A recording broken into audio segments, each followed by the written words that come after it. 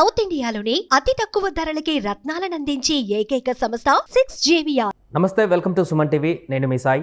ఆంధ్రప్రదేశ్లో ప్రభుత్వం ఏర్పడిన తర్వాత క్యాబినెట్ కూర్పు కూడా అయిపోయింది. అందరి మంత్రులకు కూడా శాఖలను కూడా కేటాయించారు. కానీ మొత్తం కూర్పులో ఇంకొక మంత్రి పదవికి అవకాశం ఉంది. ఒక కూర్పు మాత్రం జరగలేదు ప్రభుత్వానికి సంబంధించి. అయితే ఈ మిగిలిన మంత్రి పదవిని ఎవరికి కట్టబెడతారనేటువంటి దానిపైన రకరకాలుగా చర్చలు వినపడుతున్నాయి.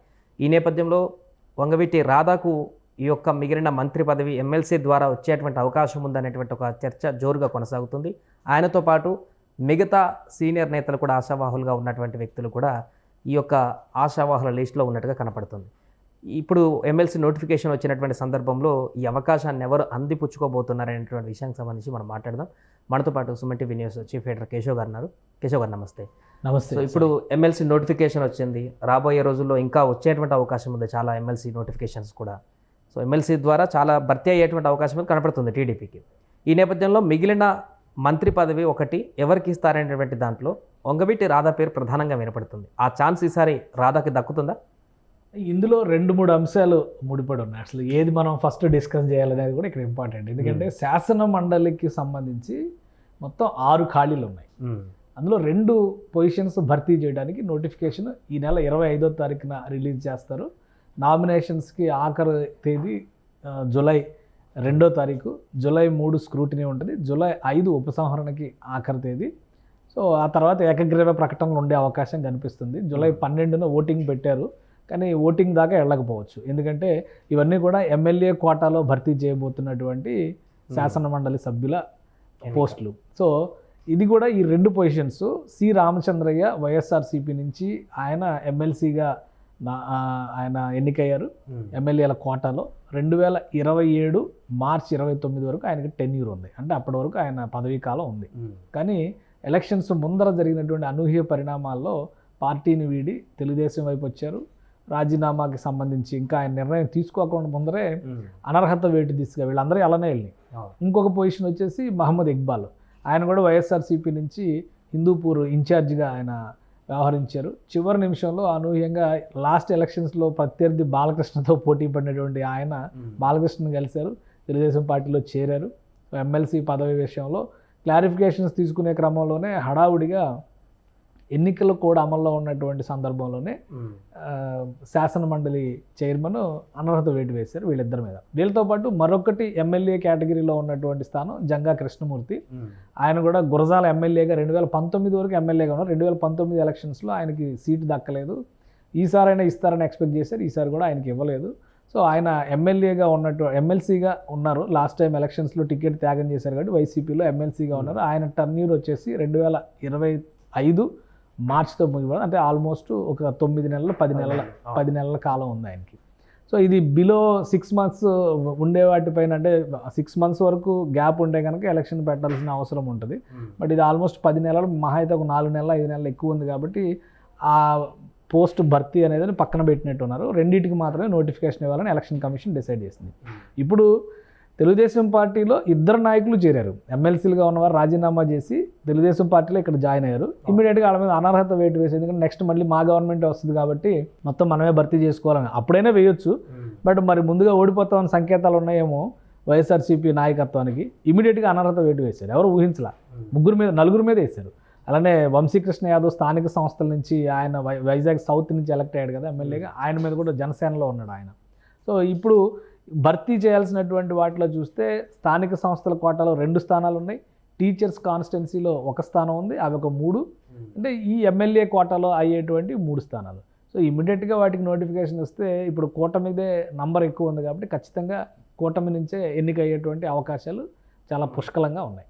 సో ఇప్పుడు ఈ రాజీనామా చేసి బయటకు వచ్చిన వాళ్ళకి ఈ టర్మ్ వరకు అవకాశం ఇస్తారా? ఎందుకంటే ఇది బై ఎలక్షన్ కాబట్టి 2027 వరకే టెన్యూరిటీ ఉంటుంది కాబట్టి మళ్ళీ వీళ్ళనే నామినేట్ చేసి పార్టీ తరఫున తెలుగుదేశంలోనే ఉన్నారు కాబట్టి తెలుగుదేశం కోటా కింద వాటిని ముందుకు తీసుకెళ్తారా, లేదా ఏదన్నా మార్పులు చేర్పులకు అవకాశం ఉంటుందా అనే చర్చ అయితే స్పష్టంగా జరుగుతుంది. అందులో ప్రధానంగా వినిపిస్తున్నాయి 2-3 పేర్లు వినిపిస్తున్నాయి. పిఠాపురం వర్మ పవన్ కళ్యాణ్ కోసం త్యాగం చేశారు కాబట్టి ఆయనకి ఇవ్వాలని, అలానే వంగవీటి రాధాకి ఇవ్వాలని, అలా కాకుండా 2 స్థానాలకు కూడా రాయలసీమ నుంచి రిప్రజెంట్ చేసినటువంటి ప్రజాప్రతినిధులవే అనర్హత వేటు వలన క్లోజ్ అయినాయి కాబట్టి రాయలసీమ వారికే ప్రాధాన్యం ఇవ్వాలని, ఎలక్షన్ సమయంలో చాలా చోట్ల సీట్లు త్యాగం చేసినటువంటి నాయకులు సీనియర్లకు కొంతమందికి అవకాశం దక్కలేదు కాబట్టి వాళ్ళు ఇలా రకరకాల డిమాండ్లు ఉన్నాయి. బట్ ఇక్కడ ఎక్కువగా వినిపిస్తున్నటువంటి పేరు ఏంటంటే క్యాబినెట్లో ఒకే ఒక బెర్త్ ఖాళీ ఉంచారు. అది కూడా వంగవీటి రాధా విషయంలో చంద్రబాబు నాయుడు గారు చాలా సాఫ్ట్ కార్నర్తో ఉన్నారు.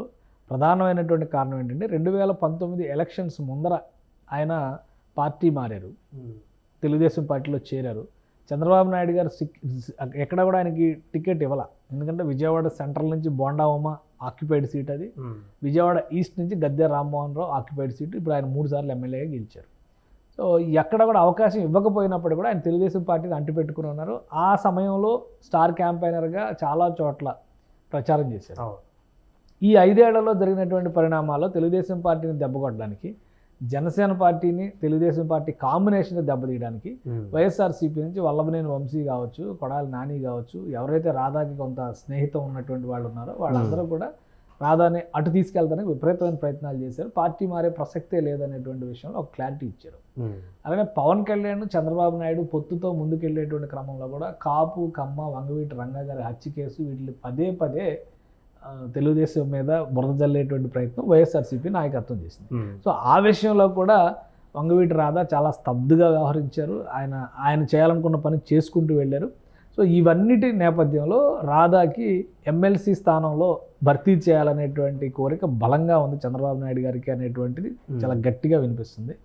సి రామచంద్రయ్య గారు కూడా అదే కోట, కాపు కోటలోనే ఆయన ఎమ్మెల్సీ అయ్యారు కాబట్టి ఈసారి రాధాకి అవకాశం ఇవ్వాలి, ఇచ్చి తద్వారా ఒక క్యాబినెట్ బెర్త్ ఖాళీ ఉంది కాబట్టి ఆయన క్యాబినెట్లోకి తీసుకురావాలి, యువకుడు కాబట్టి ఆయన ప్రోత్సహించాల్సినటువంటి అవసరం ఉంది అనేటువంటి అభిప్రాయంతో చంద్రబాబు నాయుడు గారు ఉన్నట్టుగా చర్చలు నడుస్తున్నాయి. కానీ సమీకరణల దృష్ట్యా సాధ్యమవుతుందా? కాపుకి ఇంకొక స్పేస్ ఉందా క్యాబినెట్? పాసిబిలిటీస్ ఉన్నాయి. ఎందుకంటే ఇప్పుడు ఆల్రెడీ కాపులకు సంబంధించి 3 కాపులకి పోస్టులు వచ్చినాయి మినిస్ట్రీలో, ఇంకొకరు తూర్పు కాపు వచ్చారు. సో 4 కలిపి కాపు కోటాలో చూపిస్తున్నారు.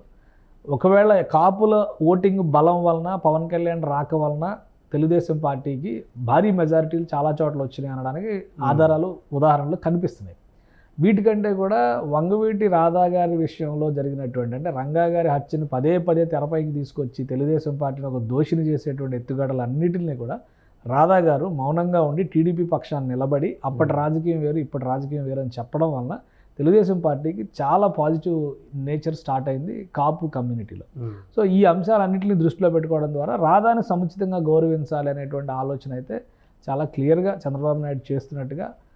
ఆయన యువకుడు, పైగా ఒకసారి ఎమ్మెల్యేగా రిప్రజెంట్ చేశారు, 2 సార్లు ట్రై చేశారు, 2 సార్లు ఆయనకి సరైనటువంటి ఇది రాలా, డైరెక్ట్ ఎలక్షన్స్లోకి ఆయన ఎళ్ళదలుచుకోలేదు. మధ్యలో కొన్ని ప్రతిపాదనలు కూడా వచ్చింది, జనసేన తరపున ఆవినగడ్డ నుంచి పోటీ చేయాలని, లేదంటే ఎంపీగా రావాలని, ఇటువంటి ప్రతిపాదనలు కూడా వచ్చింది. బట్ ఆయన ఎక్కడా కూడా ఆ డెసిషన్స్ తీసుకోలేదు, ముందడుగు వేయలేదు. చంద్రబాబు నాయుడు గారి సూచన మేరకు ఆయన ముందుకు నడిచారు అనేటువంటిది అంతర్గతంగా పార్టీలో జరుగుతున్నటువంటి డిస్కషన్. ఈ నేపథ్యంలోనే రాధా పేరు ఎక్కువగా ప్రతిపాదన పైకి వస్తుంది కాబట్టి ఒకవేళ ఆ నిర్ణయం ఏమైనా తీసుకుంటారేమో చూడాలి. రాయలసీమ కోట కాబట్టి ఈసారికి, ఎందుకంటే ఇది బై ఎలక్షన్ కాబట్టి మళ్ళీ 2027లో ఇప్పటికిప్పుడు ఎమ్మెల్సీలో ఖాళీ అయ్యేవి అయితే ఇమ్మీడియట్గా లేవు. 27, 28 తర్వాతే ఎక్కువ ఖాళీలు ఏర్పడేటువంటి అవకాశం ఉంది. కొంతమంది వైసీపీ నుంచి నామినేట్ అయినటువంటి వాళ్ళని, వీళ్ళందరినీ కూడా మళ్ళీ ఎలా రీప్లేస్ చేయాలనేటువంటి ఆలోచన చాలామంది ఆశావాహులు అయితే ఉన్నారు. పైగా ఇది మనం ఓన్లీ తెలుగుదేశం యాంగిల్లోనే మాట్లాడుతున్నాం. అటు నుంచి చూస్తే బీజేపీ కూడా ఒక స్థానం కావాలని అడుగుతుంది, జనసేన కూడా ఒక స్థానం కావాలని అడుగుతుంది. సో జనసేన వైపు మొగ్గు చూపుతారా, ఇటువైపు మొగ్గు చూపుతారా, అది కూడా చూడాలి. లేదంటే ఇప్పుడు రెండింటికే నోటిఫికేషన్ వస్తుంది కాబట్టి ఈ రెండింటి విషయంలో తెలుగుదేశం పార్టీకే పూర్తిగా అవకాశం వదిలేస్తారా, ఇంకొక 1.5 సంవత్సరం తర్వాత మళ్ళీ కొత్త ఖాళీలు ఏర్పడేటువంటి అవకాశం ఉంది, మళ్ళీ 4-5 ఖాళీలు ఏర్పడేటువంటి అవకాశం ఉంది. సో వీటన్నిటిని దృష్టిలో పెట్టుకొని కూటమి ఎటువంటి నిర్ణయం తీసుకుంటుందనేది చూడాలి. 21, 22 అసెంబ్లీ సమావేశాలు ఉన్నాయి, 25న ఎమ్మెల్సీ నోటిఫికేషన్ వస్తుంది. సో ఈ లోపే ఒక క్లియర్ పిక్చర్తో ముందడుగు వేసేటువంటి అవకాశం ఉంది. లాస్ట్ టైం ఈ 2 కూడా రాయలసీమ కోటాలో వచ్చినటువంటి స్థానాలు కాబట్టి ఒకటి మైనారిటీ పైగా. సో మళ్ళీ అదే ఈక్వేషన్తో ప్రతిపక్షం బురద జల్లేటువంటి అవకాశం ఉండొచ్చు. మేము ఇట్లా ఇచ్చాము కానీ మీరు ఆ ఎందుకంటే మంత్రి పదవుల విషయంలో కూడా అన్నారు కదా, మేము అద్భుతమైన సామాజిక న్యాయం పాటించాం, 5 ఉప ముఖ్యమంత్రులను పెట్టాం, మీకు ఒకే ఒక ఉప ముఖ్యమంత్రి అని చెప్పని ఆయన పోతిని మహేష్ గారు గేలి చేస్తూ కామెంట్స్ చేశారు. సో ఒకే ఒక ఉప ముఖ్యమంత్రి ఉంది, మేము 5గురికి ఇచ్చామని అంత ఎందుకు క్యాబినెట్ మొత్తానికి ముఖ్యమంత్రి పదవులు ఇచ్చేస్తే సరిపోద్ది కదా, అసలు ఈ తలనొప్పే ఉండదు కదా, ఇంకా ఎక్కువ సామాజిక న్యాయం పాటించినట్టు అయింది. కాబట్టి అవి తలాతోక లేని వాదనలు అవి. సో రేపు ఈ భర్తీ జరిగిన తర్వాత ప్రాంతం పేరుతోనో సామాజిక అంశాల పేరుతోనో మళ్ళీ విమర్శలు రేగేటువంటి అవకాశం ఉంటుంది. కాబట్టి ఆ తూకం పాటించడంలో చంద్రబాబు నాయుడు గారు చాలా జాగ్రత్తలు తీసుకుంటారు. కాబట్టి ఇక్కడ కాపు వర్సెస్ కాపు అనే ఈక్వేషన్ అయితే భర్తీ చేయొచ్చు. మరి రాయలసీమ వర్సెస్ కోస్తా అన్నప్పుడు ఎలా భర్తీ చేస్తారు? సో ఇవన్నీ కూడా ఆయన ఆలోచిస్తారు అని అనుకుంటున్నాను నేను. ఒకవేళ అవకాశం కలిసి వస్తే కనుక వంగవీటి రాధా కూడా ఒక బలమైనటువంటి అభ్యర్థిగా కనిపిస్తున్నారు. అటు పిఠాపురం వర్మను కూడా మనం పక్కన పెట్టడానికి అవకాశం కనిపించట్లేదు. కాకపోతే ఇమీడియట్గా ఛాన్స్ లేదు కాబట్టి ఎవరినో ఒకరిని బుజ్జగించి కోస్తాకు ఒకటి, ఆంధ్రాకు రాయలసీమకు ఒకటి అనేటువంటి షేరింగ్ మెథడ్లోకి వెళతారా అనేది కూడా వేచి చూడాలి. ఒకవేళ రాధాకి కనుక ఆయన ఇప్పటివరకు సంయమనం పాటించినటువంటి విధానం, పార్టీతో కలిసి నడిచినటువంటి విధానాన్ని తగిన రీతిలో గౌరవించాలి, యువతని ముఖ్యంగా కాపు సామాజిక వర్గాలను కూడా హక్కున చేర్చుకున్నారనేటువంటి ఇంప్రెషన్ రావాలి అనుకుంటే కనుక రాధాకి 100% ప్రిఫరెన్స్ ఇవ్వడానికి అవకాశాలు ఎక్కువగా ఉన్నాయి. ఆయన కనుక శాసన మండలిలోకి తీసుకుంటే కనుక ఖచ్చితంగా శాఖను కూడా కేటాయించినా ఆశ్చర్యపోవాల్సినటువంటి అవసరం లేదు. అలాగే ఇప్పుడు మీరు వంగవీటి రాధా గారికి భర్తీ అవుతుంది క్యాబినెట్ అంటున్నారు, అటు వర్మ కూడా ఎమ్మెల్సీ ఇస్తారనేది కన్ఫామ్గా తెలుస్తుంది. బట్ మిగిలినటువంటి మంత్రివర్గ కూర్పులో వర్మ కూడా ఎందుకు ఉండరు అనేటువంటి క్వశ్చన్ కూడా ఉంటుంది. ఎందుకు సామాజిక వర్గంలో చూస్తే ఇంకా ఆయనే ఒక అడుగు ముందున్నట్టు కనపడుతున్నారు. వర్మకు ఆ ఛాన్స్ లేదా మిగిలిన మంత్రివర్గాల కూర్పు? వర్మ విషయంలో ఒక ఫస్ట్ నుంచి వర్మ గారు చెప్పుకుంటున్నటువంటి మాట ఏంటంటే పిఠాపురం సీటు త్యాగం చేసినటువంటి నేపథ్యంలో ఎమ్మెల్సీ ఇస్తా అన్నారు, మంత్రిని కూడా చేస్తా అన్నారు అనేటువంటి మాట ఆయన కూడా అంటే ఇంటర్నల్ సర్కిల్స్లో చెప్పుకున్నారు. ఆయన కూడా ఒక బలమైనటువంటి అభ్యర్థి అవడానికి అవకాశం ఉంటుంది. కానీ ఇద్దరికి కోస్తా ప్రాంతం నుంచి ఇచ్చేటువంటి అవకాశం లేదు. ఇంకోటి ఏంటంటే రాష్ట్ర క్యాబినెట్లో క్షత్రియ సామాజిక వర్గం నుంచి అసలు రిప్రజెంటేషన్ లేదు. ఎక్కడో దగ్గర ఆ స్పేస్ భర్తీ చేస్తారనేటువంటి చర్చ జరుగుతుంది. కాబట్టి మంత్రి పదవిలోకి తీసుకునేటువంటి అవకాశం కూడా ఉండొచ్చు. ఇంకొక విధంగా చూస్తే తూర్పుగోదావరి జిల్లాలో ఆల్రెడీ మంత్రి పదవులకు వచ్చినటువంటి పవన్ కళ్యాణ్ గారు అదే పిఠాపురం నియోజకవర్గం నుంచి ఉప ముఖ్యమంత్రి స్థానంలో ఉన్నారు. కందులు దుర్గేష్ గారు కూడా అక్కడి నుంచి అయినప్పటికీ కూడా ఆయన పశ్చిమ గోదావరి రిప్రజెంటేషన్గా చూస్తే తూర్పుగోదావరి జిల్లాలో ఒక ఖాళీ అయితే కనిపిస్తుంది అక్కడ. కాబట్టి వర్మ గారికి కూడా ఛాన్స్ ఉండొచ్చు. కానీ ఇమ్మీడియట్గా వర్మ గారికి ఇస్తారా అనేది కొంచెం సందేహించాల్సినటువంటి అంశమే అది.